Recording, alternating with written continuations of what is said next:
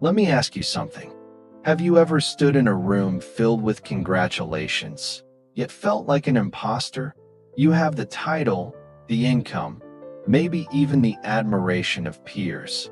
From the outside, your life looks like a textbook definition of success: a full calendar, a buzzing phone, projects delivered, milestones ticked. But when the applause fades and the lights dim, a quieter question echoes. Is this really it? You're not burnt out. Not yet. You're not broken. But something inside you feels slightly misaligned, like running faster each day, yet somehow drifting further from something deeply personal. Something real. That feeling, that subtle whisper, isn't just background noise. It's your soul, sending smoke signals. And here's the truth. The most dangerous place to be isn't rock bottom. It's being successful on the wrong path. And the Stoics?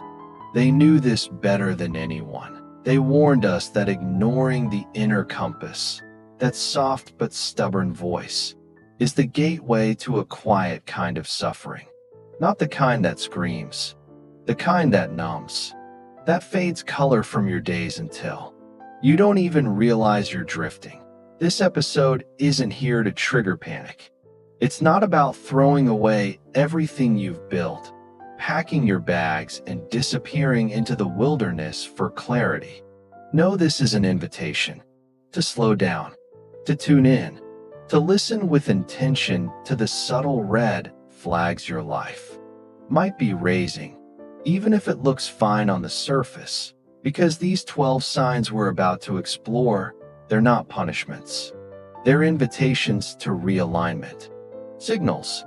And if you're courageous enough to see them, truly see them, not run, not distract yourself, not dismiss them as phases, then you've already taken the first step home. You are not lost. You're just on a detour. And the moment you admit that is the moment the map reappears. Sign 1. You feel busy, but hollow. You wake up and hit the ground running. Your calendar? Jam-packed. Your inbox? Overflowing. Your to-do list? Checked. Off every box. By all traditional measures, you're crushing it.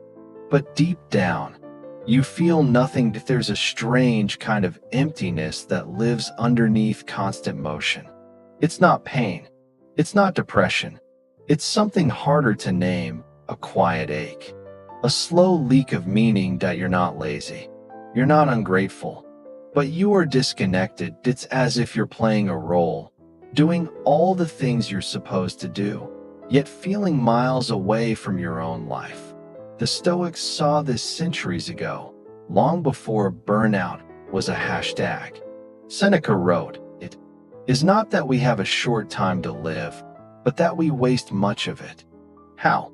By investing hours into things that look urgent but feel hollow. By filling our days with motion, yet never checking the compass. By confusing being needed with being alive. And slowly, life becomes a performance, not a participation. You wake up, rush, achieve, post, repeat. But somewhere along the way, you stopped asking, is any of this meaningful to me? Ask yourself right now, when was the last time you felt truly fulfilled? Not just busy, not just productive, not just exhausted in a good way, but fulfilled, rooted, engaged, alive. If you can't remember, it's not time to quit everything. It's time to pause and question everything. Where is your energy going? And is it building something real, or just protecting a version of yourself that looks successful but feels spiritually distant? The Stoic path doesn't demand a minimalist lifestyle or monastic retreat. It asks something deeper, alignment. It's about stripping away the noise to rediscover what actually matters. Doing less, but doing it with soul. Not abandoning responsibility, but examining the why behind your hustle. The question isn't, am I moving fast enough? The question is, Is the mountain I'm climbing even mine? Because there's nothing noble about exhaustion without purpose. There's no glory in reaching the top of a ladder, only to realize it's been leaning against the wrong wall. So, if you feel busy but empty, it's not weakness. It's your wake-up call. Let's keep going. Sign 2. You constantly seek validation. In the last section, we peeled back the illusion of busyness, that hollow momentum that makes life look full but feel empty. Now we shift to a deeper layer, the quiet dependency that creeps in when you trade authenticity for applause. Let's be honest, we've all done it. You post something you genuinely care about, a thought, a creation, a slice of who you are, and then you wait.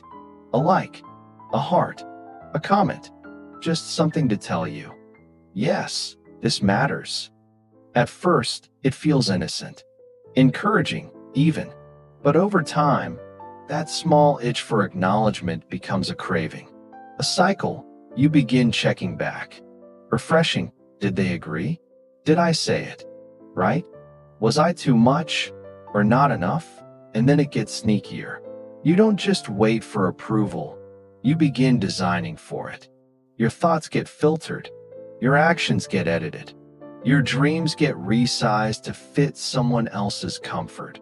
Without realizing it, your inner compass starts spinning, not because you've lost your values, but because they've been recalibrated to someone else's expectations. The Stoics saw this as a dangerous trap. Epictetus didn't mince words. If you want to improve, be content to be thought foolish and stupid. It sounds extreme, but it's actually freeing. Because the moment you stop curating yourself for applause is the moment you start meeting your truest self. The need for validation is human, but the dependence on it, that's when the ground starts to shift. Because here's the hard truth. External praise is unstable. It changes with mood, with trends, with the ever-swirling tide of other people's insecurities. One day you're celebrated. The next, you're criticized for the exact same thing. And if your self-worth rises and falls with their reactions, you'll never feel whole. You may be applauded, but you'll never be freed. So take a breath and look around your life. How many decisions were made to be liked, not to be aligned?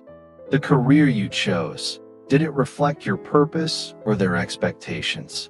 The friendships you maintain, do they nourish your spirit or just your image? The version of yourself you present, does it reflect who you are or who you think will be accepted? Because here's what Stoicism teaches. The Stoic life is not a performance. It's a practice of returning again and again to your own judgment. Not in arrogance, but in clarity.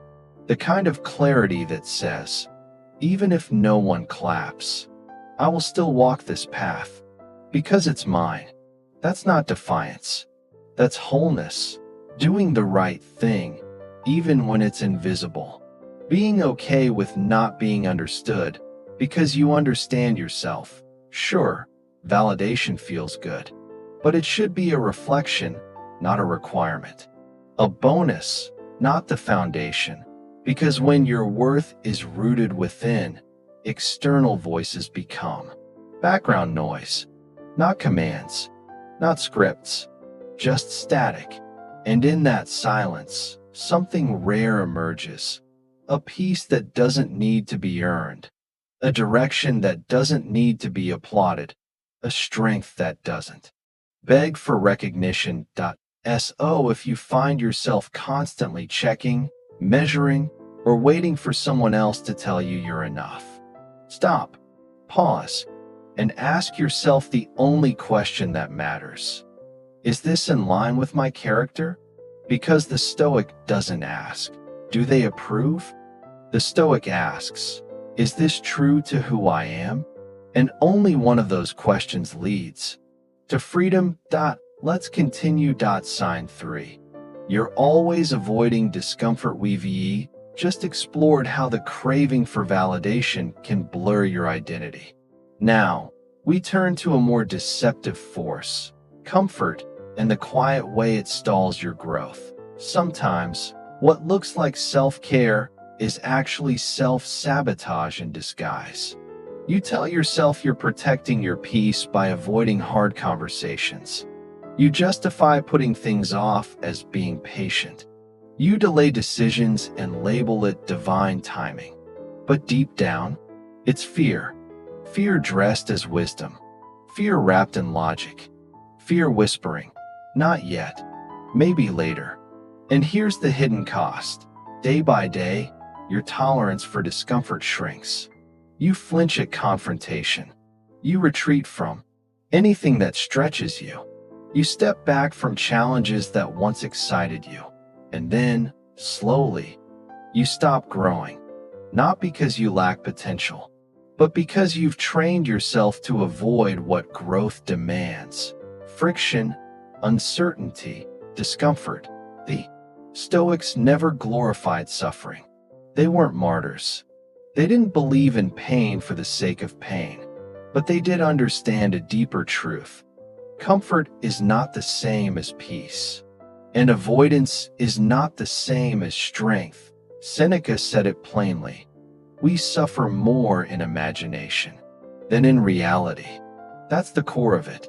The discomfort we fear is often just a phantom, a ghost amplified by our unwillingness to feel it fully.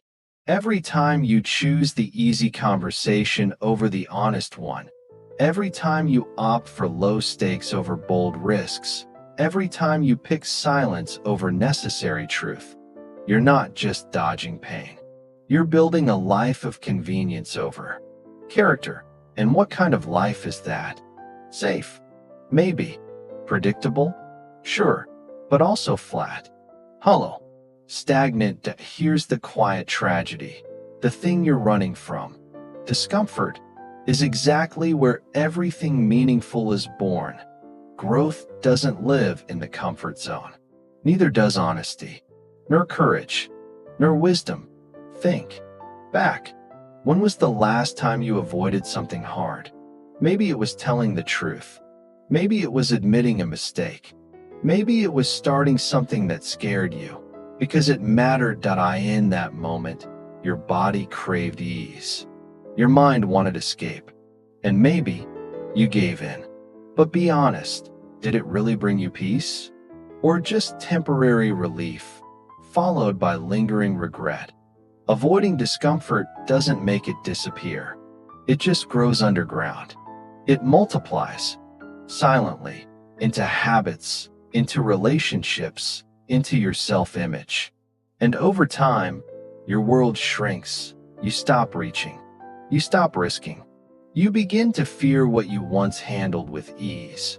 Eventually, the discomfort of staying stuck becomes heavier than the discomfort you were running from. That's when something shifts. That's when you realize comfort is not the goal. Alignment is. The Stoic path doesn't reject comfort, but it doesn't worship it either. It values integrity over ease, progress over perfection, truth over convenience. So how do you start shifting? You don't need to jump into chaos. You just need to reframe your relationship with discomfort. See it not as punishment, but as a teacher, as the compass that shows you where the real work is. Practice this. When a difficult conversation shows up, don't delay. Lean in with presence. When a task feels overwhelming, don't wait for confidence. Begin with clarity. When your instinct is to distract, pause. Sit with the tension, let it move through you. Don't control it. Don't analyze it. Just feel it and let it go. That's how you build emotional muscle. Not the loud kind, but the quiet, grounded kind. The kind that doesn't flinch when tested, because discomfort, handled with courage, becomes fuel. The tough conversation can deepen trust. The failure can reveal resilience. The fear can become a doorway. to a version of you that's bolder, freer, more alive. So ask yourself, where have you been choosing comfort over character? What truth are you avoiding? What dream are you delaying just because it stings to start? And more importantly, what kind of strength is waiting for you on the other side of discomfort? Let's keep walking. Sign 4. You betray your values. For short-term rewards, the path without friction might feel smooth, but as we've just seen, it rarely leads anywhere worth going. And once comfort loses its grip, another test emerges. Will you trade your principles for a quick win? There's a peculiar kind of success that tastes sweet in public but turns to ash in private. You hit the target, secure the promotion, collect the praise. On paper, everything gleams. Yet inside, a quiet fracture forms. A subtle disconnect you can't quite ignore. Why? Because, perhaps without noticing, you've been winning the wrong game. Deep down, you sense the cost, and it's usually paid in your values. The Stoics were crystal clear.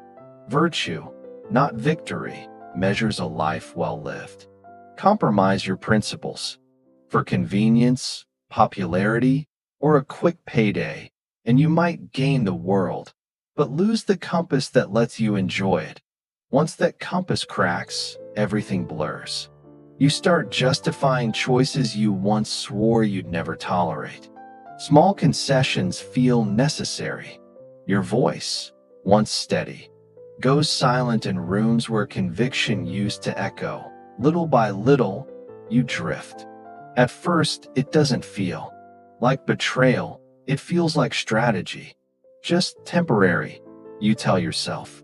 Once I'm secure, I'll realign. But that's the trap. Every compromise rewires your identity. Every betrayal of what matters makes the next betrayal easier.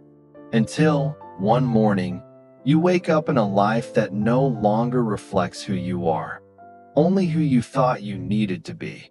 This path is deceptively shiny because society rewards results, numbers, titles, accolades.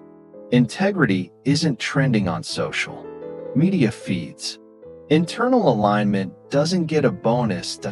So you get celebrated while feeling strangely disconnected. You achieve what you chased but feel none of the meaning you imagined. That's when the warning signs flare. A restlessness no vacation can cure, or anxiety that success can't silence. A sharp awareness that you traded authenticity for acceptance, clarity for applause. The Stoics would call that trade too expensive, because integrity, once lost, is not easily restored, but it can be rebuilt. How? Through courageous realignment. Through the willingness to say, even in a whisper, "This isn't who I am anymore." That sentence is heavy. It might cost you status. It might cost you relationships built on the false version of yourself. But the alternative, continuing the masquerade, costs you something far greater: your peace, your purpose, your ability to look yourself in the mirror without flinching. So pause and ask, where in your life are you collecting short-term rewards at the expense of your core values? Which boundaries have become blurry just this once? Which principles have you put on hold, promising you'll revive them once you're safe? Remember, the Stoic doesn't worship victory. The Stoic worships virtue, because when your values sit on the throne, every win carries meaning. And every loss teaches wisdom. That if you sense you've drifted, don't shame yourself. Course correct yourself. Redraw the line. Speak the conviction. Make the decision that feels heavy now, but will feel light on your conscience tomorrow. Success with a fractured soul is just another elegant form of failure. Real success, the kind that lets you breathe, is built on unbroken alignment. Let's keep moving toward that, reclaiming your energy, choosing virtue over victory, may sting at first, but notice what happens the moment you do. The inner static fades. Every time you resist a shortcut that violates your values, you stop bleeding energy into self-justification. The smile on your face finally matches the stillness in your chest, because there is no longer a civil war between who you are and who you perform to be. Ask yourself, brutally but kindly, where, right now, are you trading integrity for approval, comfort, or convenience? What spoken or silent agreements keep you nodding when you should be shaking your head? Are the rewards worth the rental fee they charge your peace? Remember, Stoicism is not a quest for perfection. It is a practice of course correction. The strength is in admitting, early and often, I'd rather lose applause than lose myself. That rare clarity is the doorway into genuine freedom. Sign 5. You ignore the inner whisper just beyond the applause and the compromise's lies. A softer alarm. It doesn't shout. It tightens your stomach, hesitates your hand, wakes you at 3 a.m. with a single sentence. This isn't me. That voice isn't weakness. It is your daimon, the ancient Stoic term for the guiding spark. Inside you, Marcus Aurelius consulted it nightly, convinced that no trophy could compensate for betraying its counsel. Live in conflict with it, and no salary, no spotlight, no standing ovation can secure peace. Live in harmony with it, and even crisis feels navigable. Oh, why do we muffle it? Because it rarely flatters our ego. It upends carefully laid plans. It demands not cosmetic tweaks, but foundational change, new priorities, different circles, perhaps a different version of you that we label. It just stress, drown it in notifications, bury it under busyness. Yet it waits. Each decision made against it tightens its grip, not to punish, but to protect. Distance grows between who you are and who you pretend to be, and the greater that gap, the heavier the exhaustion. You begin to feel like a character, reciting lines you never wrote. That numbness is not mere fatigue, it is a warning flare. The whisper will not leave you. It will only grow quieter or louder, depending on how long you postpone the conversation. The question is no longer, can I hear it? The question is, will I honor it before the distance becomes too great to walk back? Let's continue. Listening. Your inner whisper is a lifeline. It takes immense courage to sit with that quiet voice inside you, especially when it dares to say what you're not ready to hear. Maybe it's telling you to walk away from comfort. Maybe it's asking you to release a relationship, a career, or a version of yourself that others admire, but you no longer recognize. Sometimes, the whisper says, say no to what others would kill for. And that's not rebellion. That's not drama. That's awakening. It may shake the ground beneath your life as you know it, but it also rebuilds something far more precious, your integrity from the inside out. So pause, tune in, ask yourself, what has your soul been whispering for weeks, months, maybe even years? What truth have you silenced? Not because it wasn't real, but because you didn't feel ready to act on it. Here's the key. You don't need to fix everything today. You don't need to overhaul your life overnight. You simply need to stop pretending you don't hear that voice. Acknowledgement is the beginning of alignment. And alignment? That's the soil from which peace grows. The Stoic life isn't about controlling every outcome. It's about controlling your orientation, your loyalty to what is real and right, even when it's uncomfortable. Sometimes, the wisest thing you can do is not run faster, not hustle harder, but sit still long enough to finally hear yourself. Because that whisper, It isn't random. It's not noise. It's a lifeline. It will never abandon you. It simply waits until you're ready to return. Sign 6. You feel disconnected from who you used to be once you felt the quiet tug of that inner voice. Another realization often follows. You've lost touch with the person you once were. There's a moment, often in silence, when the noise drops, the tasks pause, and you meet yourself in the mirror. And something feels unfamiliar. You remember who you were, what lit you up, what you believed in, how you laughed without rehearsing it. But now, your voice feels filtered. Your goals feel like obligations. Your life feels like it belongs to someone else. A version of you has emerged, built not on authenticity, but on survival, performance, approval. And here's the subtle part. It didn't happen overnight.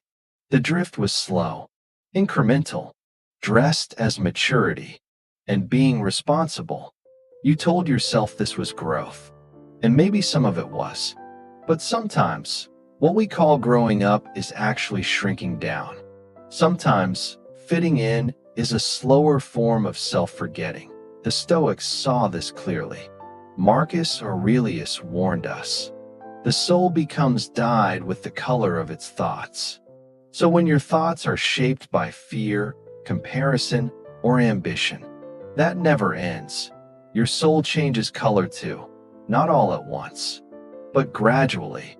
The things that once stirred your heart now seem unrealistic. The values that once grounded you now feel inconvenient. The fire that once lit your days now seems immature. Without noticing, you start building a life that impresses others, but estranges you from yourself. And that disconnection, it's not just philosophical, it's physical. You wake up tired, even after sleep. You dread the things you used to love. You smile, but your eyes don't join in. You achieve, but never arrive. You hit goals, but never feel alive. That's the paradox of the wrong path. The world claps, while your soul quietly exits the stage. But here's the hope. You don't need to rewind or go back. This isn't about nostalgia. It's about reintegration, because who you used to be wasn't naive. They were honest, curious, raw. There's something in that earlier self that you were never meant to outgrow. You were meant to carry it forward. The wonder, the sincerity, the spark. Losing touch with that doesn't mean you failed. It just means it's time to remember that. Let's keep remembering that the path to reconnection isn't about reverting. It's not about becoming the old you. It's about returning to what was real before you started negotiating your truth to survive the expectations of the world. And that return always begins with radical honesty. Ask yourself, what parts of your life feel like a performance? What feels like a mask you wear to belong? What have you stopped doing? Not because it no longer fits, but because it no longer impresses anyone. These questions might sting, but they're also keys. Because the Stoic path isn't about achieving some spotless version of yourself. It's about realignment. That it's about remembering that true evolution expands your essence. It doesn't erase it. Maturity doesn't require that you grow colder or more distant from who you are. It should bring more depth, not more disguise. And strength? It doesn't require the abandonment of your softness. Real strength makes room for it. Because any success that costs you your soul is just another form of quiet loss. So, if you're feeling disconnected from the real you, don't brush it off as burnout. Don't label it a rough patch. Don't downplay it as just a phase. Sit with it. Let it speak. Let it point to the things you've left behind and the parts of you that still want to be retrieved. The life that would truly fulfill you isn't far away. It's not hiding at the summit of a promotion. It's not buried inside someone else's. approval that it's closer than you think. It begins the moment you stop pretending and start remembering. Sign 7. You surround yourself with people who drain you. Sometimes the reason you feel off track isn't internal, it's environmental. There is no quicker way to lose your direction than to walk it beside people who aren't going where you are. And yet, so many of us tolerate relationships and environments that deplete us. Not because we're weak, but because we've confused familiarity with alignment, that we stay loyal to old circles that don't inspire growth. We engage in conversations that leave us feeling dull, not wiser. We maintain relationships that challenge our peace more than they challenge our potential. And the energy? It doesn't vanish in one dramatic blow. It leaks, drop by drop, in subtle ways. Daily, the Stoics were intensely aware of influence. They knew that we don't just become what we think. We become who we surround ourselves with. Seneca cautioned, associate with people who are likely to improve you. That's not elitism. That's discipline. Because your environment is never neutral. It shapes your thoughts, your mood, your standards, your ambition. And if you're constantly around people who gossip, complain, mock growth, or avoid truth, you will, over time, start to dim your own light. Not because you want to, but because it becomes easier to blend than to stand. The scariest part? The ones who drain you aren't always openly toxic. They may be warm, charming, familiar, but you'll know them by the residue they leave behind.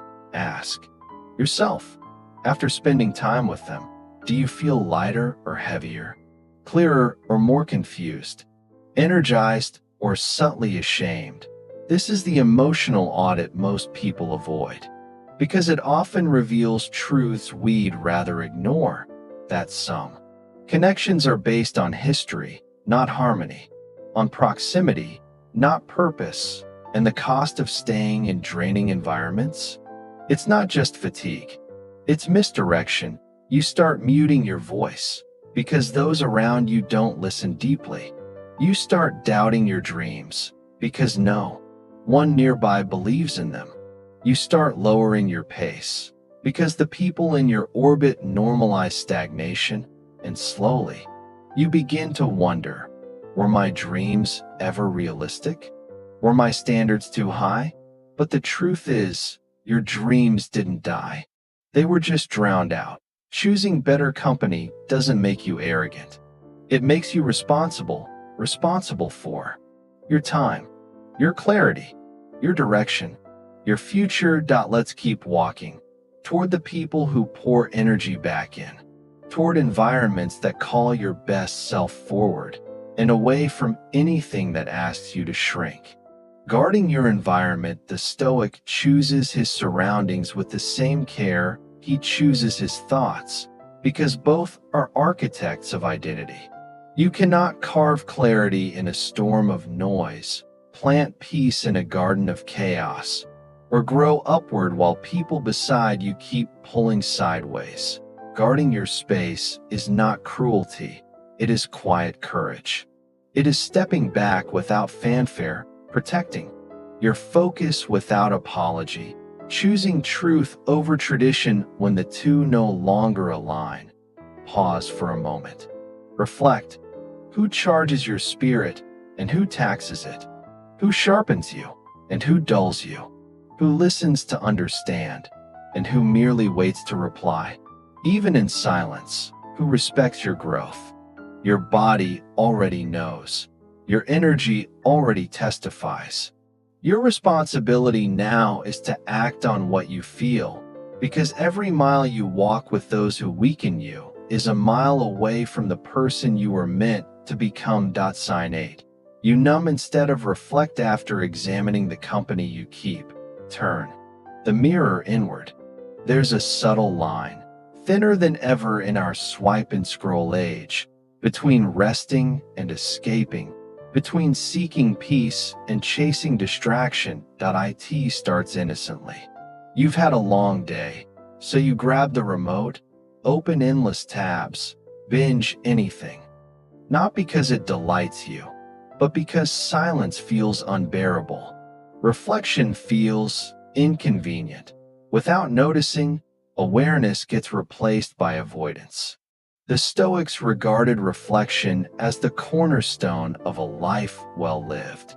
Epictetus urged daily examination, thoughts, actions, emotions, not with judgment, but with precision. Because once you stop asking why, you start living on autopilot. And autopilot is the sworn enemy of growth. Numbing rarely looks like addiction. Often it looks like routine. Grabbing your phone the second discomfort bubbles. Overworking so you never taste loneliness. Filling every spare minute with noise so you never hear your doubts. But avoidance, no matter how beautifully disguised, always invoices a cost. You begin to lose contact with yourself. The longer you go without that conversation, the harder it becomes to hear your own truth.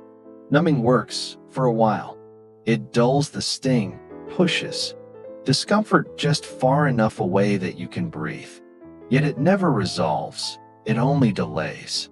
And what's delayed does not disappear, it ferments beneath the surface. Questions wait. Tension compounds. Misalignment grows quiet roots. Then one day, the distraction stops working. Battery dead. Episode ended. Feed exhausted. And you're face to face with everything you tried to outrun. The Stoic approach is not to reject comfort.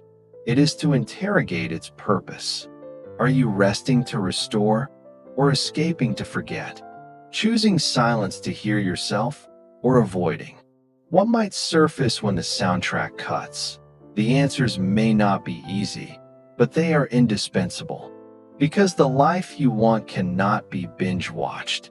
It must be witnessed, moment by unfiltered moment. Let's keep witnessing, turning witness into practice. We ended the last page with a challenge.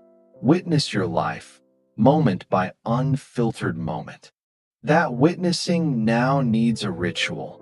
Otherwise, insight drifts back into distraction. Every minute you spend avoiding your inner world deepens the disconnection from it. So where do you start?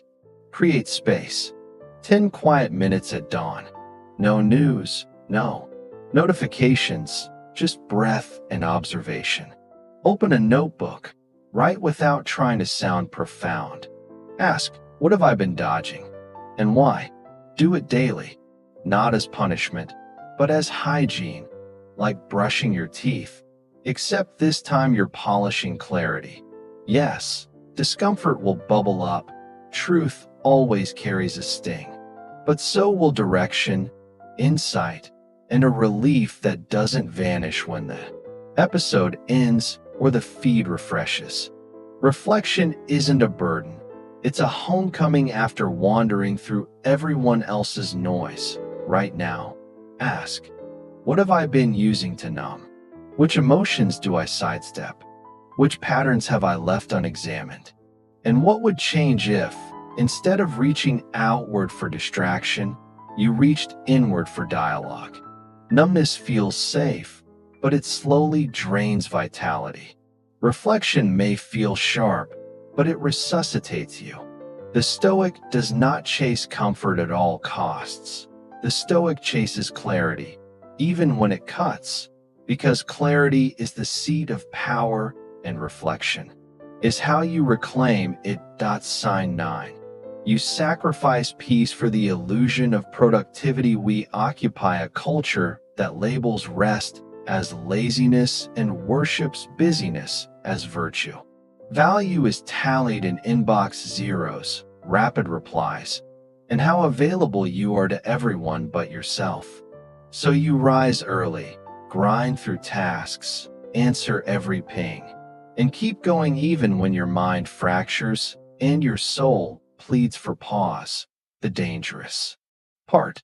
You call this strength. You badge it as discipline. Yet somewhere inside, You know something's fractured. The Stoics drew a clear line between activity and wisdom. Seneca warned, being busy is often a form of mental laziness. Busy to avoid thinking, busy to avoid feeling. What the world applauds as productivity can be a clever disguise for avoidance. You're not moving with direction, you're sprinting away from stillness. You fear slowing down, not because you'll fall behind, but because silence might reveal how far off course you really are. When you trade peace for unchecked output, you become a machine, efficient, reliable, and exhausted. Milestones lose meaning, achievements feel hollow. You check every box, yet feel increasingly foreign in your own life. Momentum masquerades as meaning, but productivity at the expense of presence isn't success, it's slavery. If your calendar is full but your mind is scattered, if your inbox is clear but your heart is heavy, if you meet every deadline yet cannot sleep, that's not power. That's collapse in costume. The Stoic path isn't about doing less. It's about doing what matters with intention. It's about carving space in your day, not merely to perform, but to breathe, to think, to ask, is this pace sustainable? Is this task aligned with my values? Is this goal even mine? Rejecting ambition is unnecessary. Rejecting the illusion that burnout equals dedication is essential. Real strength knows when to pause, when to reset, and when to declare, I will not trade clarity for another hour of frantic hustle. Let's continue our journey, this time with pace set by purpose, not panic. Choosing peace on purpose, saying enough, is not a one-time epiphany. It is a choice you must remake daily, because the world's appetite for your attention is endless. Begin small. Reserve 10 silent minutes before dawn devours you. Close your eyes, scan your body. Let thoughts settle before any screen lights your face. Notice what rises. That raw pulse is your truth, the part of you buried by constant motion. Guard it fiercely. Ask yourself, what am I really building with all this effort? And is it costing me the very peace I hope it will someday purchase? Remember, peace is not the trophy you earn after grinding. It is the compass you consult so you never lose yourself in the first place. Sign 10. You rarely experience presence. You wake, and the first thought is a task, not a feeling. Breakfast happens on autopilot while your mind drafts emails. Conversations are half-heard because you're scripting the next reply. You reach goals, yet never fully arrive. That is the warning. When life becomes a blur of doing without being, the path has bent away from truth. Presence isn't a vague spiritual slogan. It is the soil where everything real grows. Without it, even beauty feels hollow, even love distracted, even success rushed. You start sensing that life is sliding through you instead of unfolding within you. The Stoics prized presence not as escapism, but as the sharpest discipline. Marcus Aurelius urged, confine yourself to the present. Why? Because the present is the only arena where choice exists, where change begins, where clarity lives. Past and future are noise unless tethered to this moment. Yet modern life pulls us away at every turn. Notifications, deadlines, comparisons, endless stimulation. We are trained to believe constant availability is necessary and that pausing equals falling behind. The mind becomes a highway of distraction, forever bracing for what's next. We stop noticing the texture of bread, the hush between sentences, the light in someone's eyes. Not out of callousness, but conditioning. The cost is real. No depth, no intimacy, no authentic joy. You laugh while replaying yesterday's problem. Milestones pass, but your heart is absent at the celebration. You move fast, but you're not alive. You're just accessible. So what's the route home? Slow down, not by quitting life or fleeing to a mountain hut, but by observing the mind. Notice when your body is here, yet thoughts race miles ahead. In that noticing, you return, even briefly. One grounding breath, one mindful sip of water, one conversation where you are wholly there. These anchors prove you can still come back. The Stoics taught that mastery over mind is the highest freedom, not controlling events, but attention. Freedom is found in choosing to inhabit this breath, this word, this step. Let's keep stepping, awake, unhurried, present. Presence is power, remember. Presence is a muscle, not a miracle. It is built quietly, breath by intentional breath. When you decide not to be owned by a future that hasn't arrived or a past that no longer lives. Ask yourself, when was the last time you were truly present? Not productive, not efficient, simply awake, listening, feeling, engaged. If you can't recall, that isn't failure, it is feedback. The remedy is not more hustle, but more awareness. The wrong path always drifts from the now. The right one begins the instant you return to where your feet already stand. Take one deliberate breath. Feel the ground under you. This moment is your reset button. Sign 11. You react constantly instead of responding wisely. Life will test you through people, pressure, and pure unpredictability. That part is non-negotiable. What is negotiable is your reply. And there is a world of difference between a reaction and a response. A reaction is fast, emotional, and instinctive, fueled by fear, ego, or insecurity. A response is measured, conscious, grounded, rooted in values. The more you catch yourself snapping, defending, overthinking, apologizing, then regretting, the more you reveal cracks in the inner foundation. The Stoics did not equate mastery with a life free of hardship. They equated it with how you handle hardship. Epictetus framed it simply.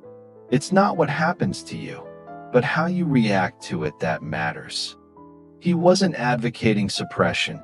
He was teaching sovereignty, the skill of pausing, carving space between trigger and action, choosing clarity over chaos. That pause, that single heartbeat of stillness, is where your freedom lives. Yet the modern world doesn't reward stillness. It celebrates immediacy. A critique lands, and you clap back in seconds. An email spikes anxiety, and you fire a hasty reply. A post offends, and you dive into the comments. Gradually, you become a puppet, emotions yanked by algorithms, identity mirrored in other people's moods, direction hijacked by noise. Constant reactivity is more than stressful, it's dangerous. It means your center is easily shaken. Minor obstacles morph into crises. Every disagreement feels personal. Each setback seems final. Over time, you sidestep challenges, not from weakness, but from sheer fatigue, tired of being so reactive that even small things feel heavy. How do you reclaim wise response? First, awareness. Notice when emotions yank the reins. Ask, am I choosing this reaction, or is it choosing me? Am I acting from alignment or from the urge to win, defend, or please? Then, practice the pause. Even 3 seconds can reshape an outcome. A breath before you reply, a heartbeat to feel rather than fix, a brief space to ask, what result do I want? Not just in 5 minutes, but in the context of who I am becoming. That tiny interval is the birthplace of sovereignty. Let's cultivate it. The inner citadel responding wisely does not strip you of emotion. It liberates you from being governed by emotion. You will still feel anger, disappointment, even fear, but you will not flinch. You will still engage conflict, but you will not escalate chaos. You will remain grounded while the world spins, and that, the Stoics insist, is real power. For anyone can react. It takes no discipline to be offended, no strength to lash out, but to remain calm under pressure, to answer insult with reason, to guard your peace without long explanations. This is the mark of someone who has forged a strong inner citadel. So ask yourself, where in my life am I reacting too quickly? Which situations yank me out of character? Who triggers me into becoming someone I barely recognize? These are not signs of failure. They are invitations to step back, recalibrate, reclaim control. Chase life with reactions, and you will forever pursue peace. Respond to life with intention, and you will begin to lead it. Sign 12. You know something must change, and keep postponing it. There is a heaviness that no amount of overwork can explain, the weight of knowing you are on the wrong path. A draining job, a stagnant relationship, a habit quietly corroding your confidence. You have felt it for months, perhaps years. It doesn't roar, it hums, a persistent ache whispering, "This isn't it." Yet, instead of acting, you delay. You tell yourself, "Now isn't the time. It's not that bad. I'll move once I'm ready." In that waiting, regret begins its silent growth. The Stoics feared little, but they feared this, regret rooted in inaction. Seneca warned, "While we wait for life, life passes." The danger is not that your world collapses if you stay, it's that it drifts. One day you wake, shocked at the distance between who you are and who you meant to become, not because you lacked clarity, but because you postponed commitment. That we buy a dangerous myth, that courage will arrive later, that tomorrow we'll feel more stable, more supported, more prepared. Tomorrow rarely comes. Waiting for the right time is often fear in costume. Fear of disruption, fear of change, fear of disappointing those who benefit from our stagnation. The longer fear drives, the harder it becomes to remember the sensation of choosing from truth. Deep down, you already know what must shift. The hard part isn't clarity, it's commitment. It's trusting that the sharp discomfort of change is cleaner than the dull decay of staying stuck. Remaining in the wrong place doesn't merely steal joy, it rewires identity. You start calling settling strength, stagnation stability, mere survival living. But your soul doesn't crave safety. It craves sincerity, alignment, breath, space to inhabit your life rather than perform it. The Stoics remind us, clarity without action is self-betrayal. Knowing the truth and refusing to move fractures you. No external success can mend that inner split. So pause. Ask, what shift have I delayed so long it has begun to define me? What would it feel like to act? Not perfectly, but honestly. Could you draft the resignation letter, schedule the difficult conversation, trash the numbing habit today? Not to execute immediately, but to prove to yourself that movement is possible. Yes, change will disrupt comfort. It may rattle relationships. It might bruise ego. But stagnation costs more. It slowly drains the light in your eyes. The next step need not be dramatic, but it must be decisive. Choose one action in the next 24 hours that says to life, "I am no longer postponing my alignment." Write it down. Speak it aloud. Begin, because the truest failure isn't falling. It's refusing to walk toward the path you already see.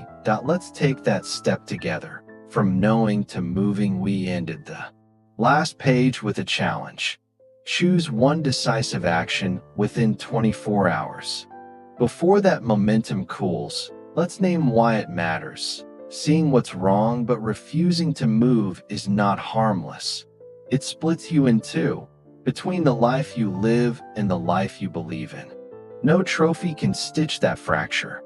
Perfect conditions? They don't exist. More time? You don't need it. What you need is honesty, to admit that postponement costs more than it protects. Ask yourself again, right now, what truth have I avoided? Which decision have I delayed so long it's begun to define me? Imagine acting, not perfectly, but honestly, because the loudest warning in life isn't external, it's the inner voice you keep muting. The longer you ignore it, the louder. Regret will grow. Today, you can choose differently. You can pause, listen, and begin. There comes a moment, quiet, almost sacred, when the noise drops and distractions fall away. What remains is the truth you've carried all along, a faint sense that you've been sprinting in the wrong direction, that the life you're busy building doesn't fully reflect the person you're meant to become. If you've felt that lately, not as crisis, but as a gentle unrest, don't fear it. Honor it. Because the greatest gift you can offer yourself is the willingness to stop and ask, is this really the life I want to keep constructing? Not from judgment, but from deep respect for this one, unrepeatable existence. The Stoics never promised a flawless path. They promised clarity to those brave enough to seek it. Let this episode serve as that lantern. Misalignment isn't failure. It's feedback, a compass correction, an invitation to return not to who you were, but to who you are when you're honest, present, and unafraid of change. Take one insight from today, one sign that resonated, and act on it. Not dramatically, but intentionally. Every inch you move back toward alignment is a step toward peace. And peace isn't a prize waiting at the finish. It's a posture you choose with every stride. If this message stirred something in you, share it with a friend who might also be drifting. And if you'd like more reflections like this, subscribe to Stoic Havenway. We dive deep every week, helping you trade noise for nuance, haste for harmony, motion for meaning. Remember, direction matters more than speed. So keep walking your true path, quietly, courageously, eyes wide open. Thank you for spending this time with me. Until next episode, stay present, stay aligned, and keep the inner citadel strong.